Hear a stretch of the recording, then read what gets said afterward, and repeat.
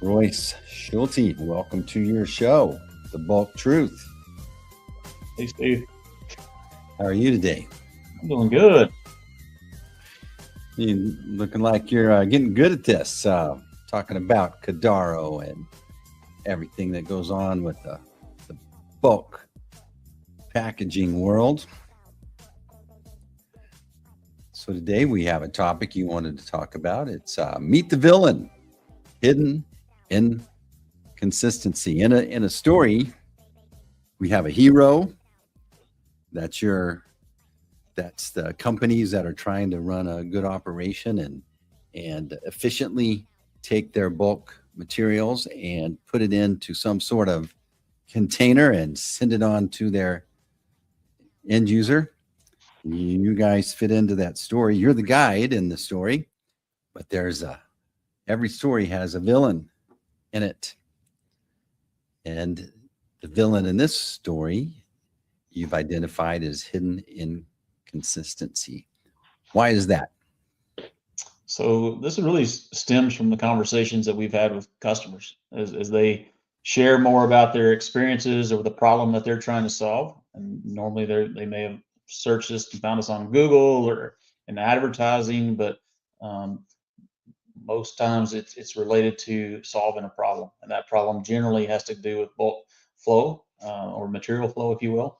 And so whether it be not having visibility or transparency at all, or having inconsistency as far as what they're seeing in their operations, that's what they're looking to do, is solve that problem and create greater operational efficiency. So they're doing everything then in their power to solve that. There's various ways that they do it. Let's talk about those. Well, what we find is there's a lot of times it's very traditional. So as we have a conversation, it's been humorous sometimes. If you ask a customer, well, how are you addressing this today? How are you measuring? And we it's early on, it was very common to say, well, we're using a stopwatch. So we have a stopwatch, and we start and stop and use a watch, and that's how we're trying to get close enough. In other cases where people are measuring what material is going in or out of a bin, I mean, they may be tapping on it, feeling of it. Probably the most humorous was somebody came with a hammer. They were banging on the bin to know where the material was at. But again, we call those very traditional methods. I mean, they're using tape measures. So it's not uncommon for people that are trying to track inventory that end of the day or end of the quarter, they've got somebody out measuring bins or measuring piles and trying to extrapolate, how much material based on, just bulk volume. But the challenges they have even within that is, the material densities change, the characteristics change, and so it's hard to be very precise. Yeah. When in a story, if even though we know there's a villain, what's at risk is the key thing. It makes people care. It's like we knew what was at risk with what's going on in this story, then we know what's the potential cost, potential outcome, those things. So when all right, great, you've identified the villain, but what are we resolving? What's the pain that we're resolving? What's at risk if we don't get this figured out? Yeah. So by and large, it's overall performance. I mean, the one thing we've learned is the constant in all these operations is inconsistency. It's hard to believe that constant is inconsistency, but that's what they're trying to deal with. And ultimately, everybody's, how are you going to remain in business? How do you turn, this operational efficiency and effectiveness over time into a competitive advantage, and how you're going to outlast your competition and really survive into the future as technology continues to evolve in our businesses. Excellent. So I'm bringing to the stage now. What people don't know is Royce is very creative and artistic. And I didn't say autistic, I said artistic. And he's created this great infographic to illustrate all the things in play here. You want to cover this together? Yeah, I'd love to. And anybody that's watching or listening that knows me, they're laughing when you say I'm artistic, because this is the beautiful thing about AI. You feed it, a few points, and this is what it delivers, and it's very visual. So I like the aspect, and we're actually going to be utilizing some of these type materials at the upcoming Jeeps Exchange. We'll be doing an innovation station on the floor here later in February. But the things that are, as far as the hidden cost of variability, I mean, that's one of the key points. And I think by and large, most people understand and can appreciate, the products are changing on an ongoing basis. I mean, the environment's changing as far as the moisture, where they've been using possibly load on a motor or utilizing a belt over time as you have wear. I mean, obviously there's going to be change there that, has to be factored in. By and large, it's a blind spot. I mean, it's what you can't see. So you're operating with a blind spot. And, if you were trying to coach a team or trying to put together a winning team, that would be very difficult, having things, you built a beautiful plan, but there's one of the key pieces that you can't see, right? Or you can't measure. And so ultimately that's what we're trying to deal with as far as the variability. I love that. So you talked about the traditional guesstimate methods that you call it, the stopwatch, the measuring tape, the clipboard, the guess. I mean, if someone's done this for years, they have a natural inclination. They can do it with their eyes closed is kind of the term everybody knows. But what happens when that person can't work that day or when that person retires? Yeah, and that's precisely what we've experienced at a lot of the locations that we've gone to try to help solve this problem. I mean, we'll be sitting with an individual that's an operator that's been there 20, 30, 40 years, and it's amazing how accurate they are. But the day that that they're not at work, they want to go play golf, or the day that they retire, it's really hard to backfill that level of experience. And then sometimes just finding somebody that's willing and able to do that job. And so, I think that's one of the changes that we're seeing in the industry.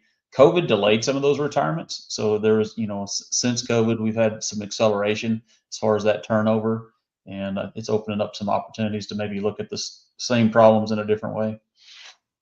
It probably took that person several years to kind of get the hang of it and start to get good at that. And thinking about someone that comes in behind and they're okay standing out in the weather and the dust and the noise, and then it'd take them another 3 years to figure it out, assuming they liked it and wanted to continue on. Sure. That's not a good plan. Yeah. Well, one thing I didn't mention was the clipboard, and you brought that up, but it's funny that clipboard could become the official record. So whatever's written down is officially correct, even though it's still based on some type of guesstimate. And so, that's used a lot of the times, and, whether it's, on an official clipboard or written into a system, but when you get to the end of the month or the end of the quarter and start trying to reconcile what occurred, obviously it's after the fact. And at that point, it can be very, very painful to try to, reconcile the differences.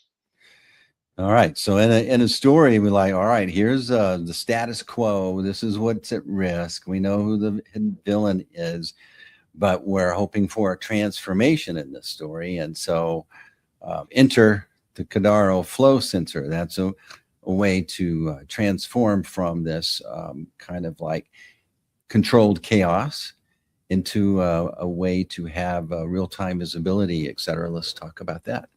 Sure. So the Cadaro flow sensors, one of the nice things about our technologies is they're fairly compact. And so whether it be a vertical or incline chute, spout, we can cut and flange in, so we don't take a lot of space. And so that's been very important, where a lot of facilities, existing facilities, that they're really trying to optimize what they have already in CapEx. So installation and space are typically some of the key barriers to introducing technology like this. And so we don't have to reconfigure a whole room or shut it down for a week or two until it gets installed. That's right. And so, our sensors generally are going to be anywhere from 2 to 3.5 foot of space is what's going to be required. And in some cases, that's still too much. And so we'll be launching a new series at the upcoming Jeep, our Veracity Diamond series. We'll share more about that as far as even fitting into more compact areas. But then that opens up the opportunity to start measuring in places that previously it wasn't an option, or it was very costly. And in some cases, the alternatives, generally they're going to be much more massive. Generally, they're going to be a larger investment as far as CapEx. And so you got space, you got money. And so those are just additional challenges that to really adopt technology like this.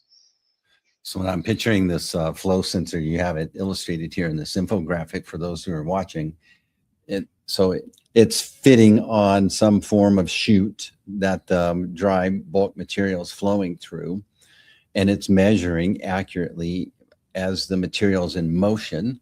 But are we looking at like a gauge? How do we get the information that's measured, and where does it go next? Yeah, so these sensors are based off of patented technology. So we're measuring pressure on a load cell, either in that vertical or incline application. That signal from that load cell goes to our own Cadaro PLC control panel, and from there it's converted on an HMI screen. So we're digitizing the performance. So it's no longer waiting, no longer wondering what it is. It puts it in a black and white number.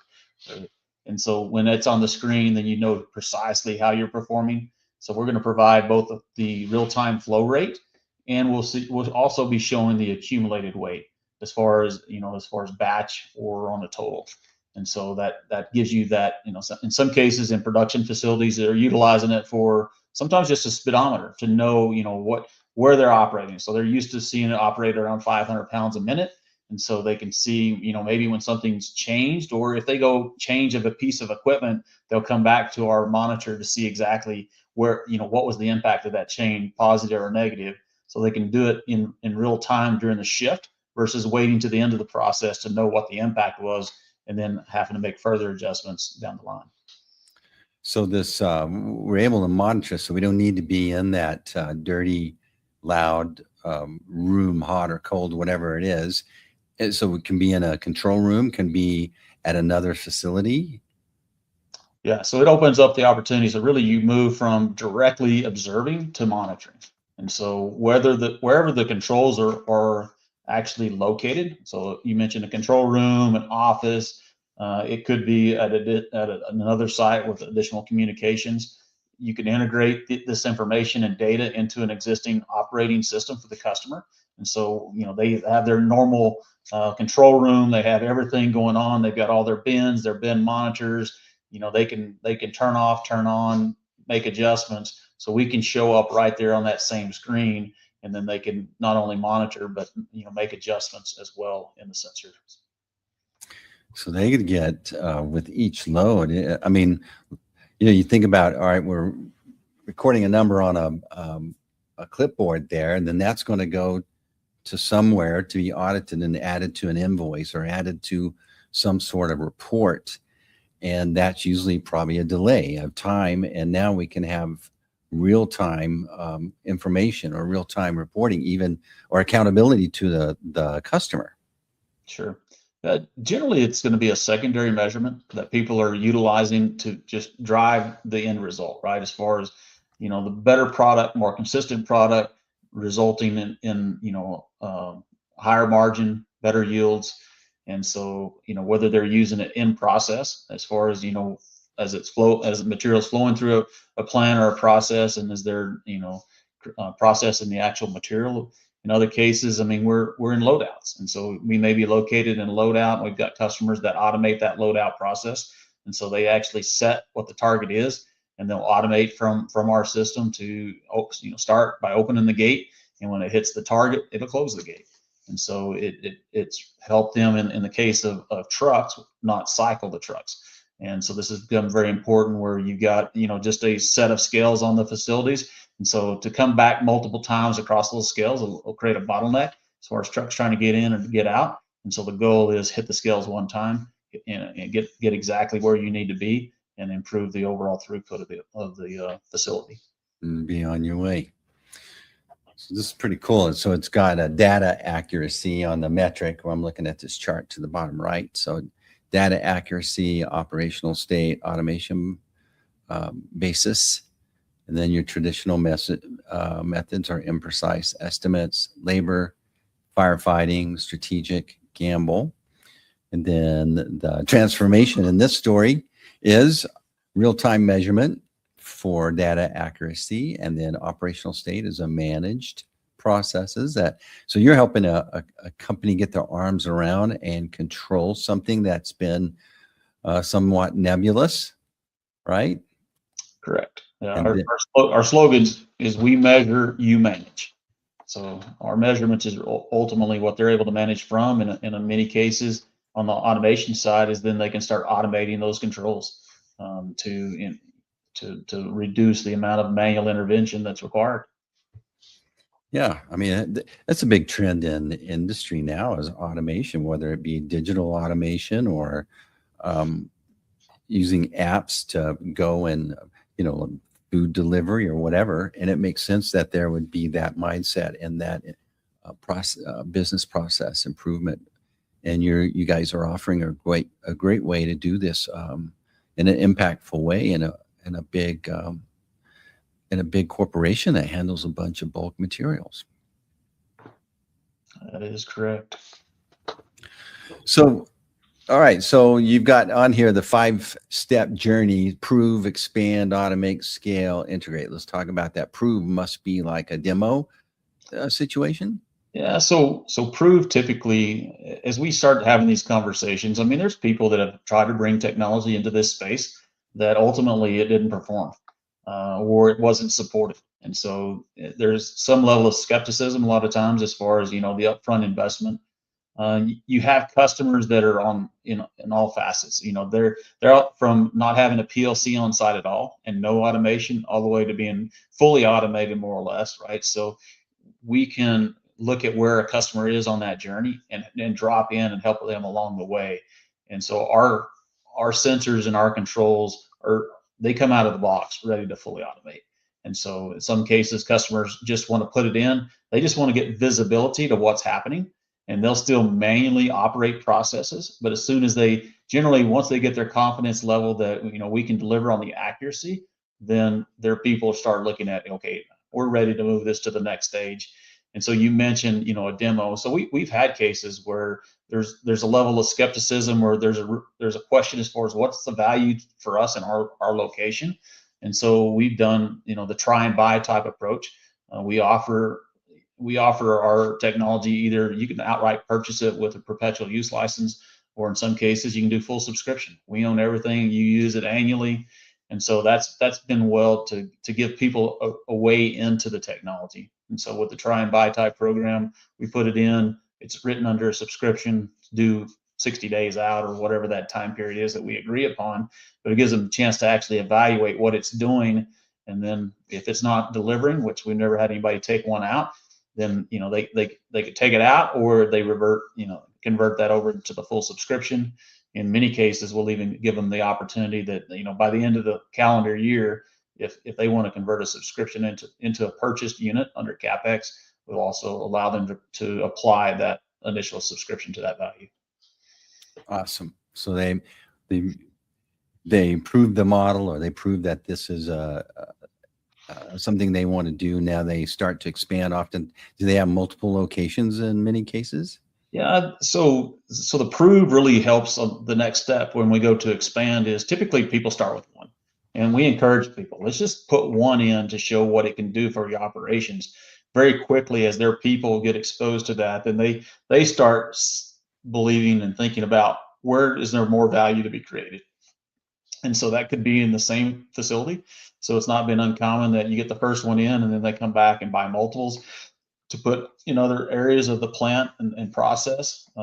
In the case of having additional facilities, once they get a feel for one facility and they've proven it out, then they can use that as a test case and know what the return on investment is to put a business case together and be able to estimate what's the value and how does it compete for CapEx. And then they can do a more significant style of automation after they start to expand or scale. Is that how am I looking at it right? Yep. You've got the steps. So once we've proven, then we start moving into expansion, start tying it into, what areas of the process could be automated. And then as we start scaling this up, and expanding that, and then ultimately do that full integration. So we talked about customers that already have, full systems, is how they integrate that in to where an operator is not dealing with another system or process. It's part of what they already know. It's just added dimension. All right, excellent. I like this infographic method here. It helps me ask the right questions instead of wondering if I am. You mentioned the Jeeps conference. Tell us this. What does that mean? Where is this? When is this? Yeah, so Jeeps Exchange, Grain Elevator and Processing Society. So it's coming up here late February. I think we get kicked off on February the 22nd. So I believe it's that morning, and it goes through, I think, roughly noon on the 24th. And so they believe about 4,000 people is what they expect. You see a lot of operators. I've always been impressed with the show because generally the people that are walking around are very engaging. They come with their, what is it they're trying to fix or to address at their facility, and they're very open as far as that dialogue and it's sharing. You'll sit at a round table before a session and people be sharing, what they do and why they're there. And so there's generally some overlap and collaboration that goes along with that. And where is this again? I'm Kansas City. City Convention Center. So you talked about is this your name, Innovation Station? Is that your name for this, where you're going to have your unit? So the Innovation Station, so within the show, they have booths. And so out on the trade show floor, they'll actually have, I believe, 4 innovation stations. Usually in the morning and the afternoon, they have sessions. And so we're slated for a session on Monday afternoon, I believe 1:30, 1:45, somewhere in there. And so we'll share more about, utilizing technology to create these measurements and then ultimately what you can do with those measurements and have a discussion and dialogue as far as, the challenges people may be having in their facilities and how this may fit in. Awesome. That's cool to have a product that's considered an innovation, isn't it? It is, and it's going to be exciting. We're going to launch our new series there. So we'll be at the Idea Exchange on that Sunday morning. And so we'll share more about it then, and then that'll segue into our booth and a time at the Innovation Station. So I got one more question for you, and then we'll start to wrap this up. But I'm curious, and all the conversations you've had this week with folks, what's a unique, where someone was looking at a little bit unique that you didn't expect as far as implementing the Cadaro system? So more recently, we're getting more inquiries into handling softer materials, so clays, flour, corn flour, ethanol plants. And so where we started in grains and seed and processing of grains, now we're starting to evolve into other industries. And so the way we like to look at our technology in the bulk material handling space is if it's dry and it'll gravity feed, we believe we can measure it. And so sometimes when it's a new material, we'll test the material, and then we'll collaborate with the customer on those initial applications to dial it in. But just in the last week, there's been a lot of interest in that space and some areas for collaboration. So originally you started off with obviously grain, corn or something, but then now all these other areas that you guys can help serve must be exciting to learn about. It is. It's very fun. All right, Roy. So let's say I'm someone that's listening, and they're going, hey, I want to talk to Roy. So what's the best way to connect with you? See maybe what this looks like in our future. Yeah, so if they go to our website, there's a form on there. There's a link to sign up. There's an info@Cadaro, CADARO.com.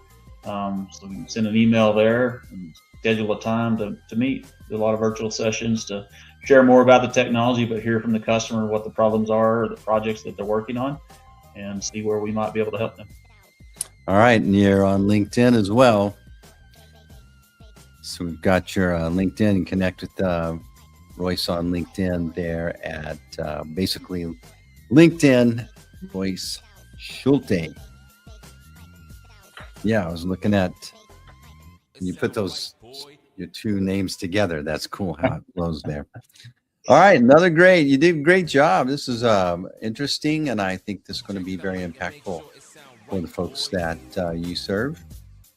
So look forward to another conversation next week at the same time. Good job, Royce. And that's a wrap.